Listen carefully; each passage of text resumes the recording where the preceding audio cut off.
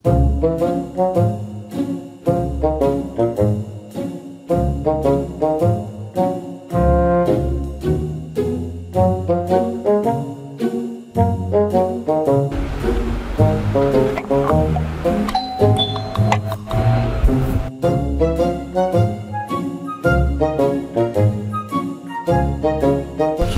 pagi Encik. Ya, selamat pagi. Saya daripada Majlis Bandaraya Ipoh. Saya ingin menyerahkan surat peringatan cukai taksiran.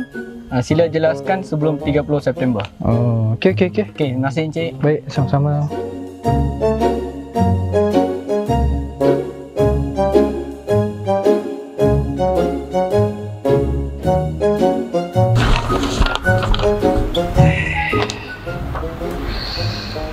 Mo, apa yang main berbenar cukai taksi ni? Aduh, udah kena denda. Naya.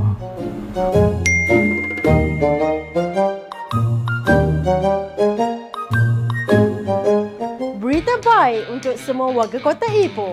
Majlis Bandaraya Ipoh telah melanjutkan tarikh akhir pembayaran cukai taksiran penggal kedua tahun 2025 sehingga 30 September 2025.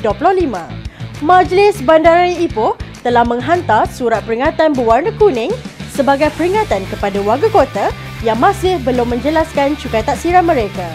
Dengan melunaskan cukai taksiran tepat pada masanya, anda telah membantu pihak majlis untuk menyediakan kemudahan dan persekitaran bandaraya yang lebih selesa untuk semua. Bayarlah cukai taksiran anda sebelum atau pada 30 September 2025. Sebelum aku kena cek lagi mahal, baik aku pergi bayar. Tak boleh.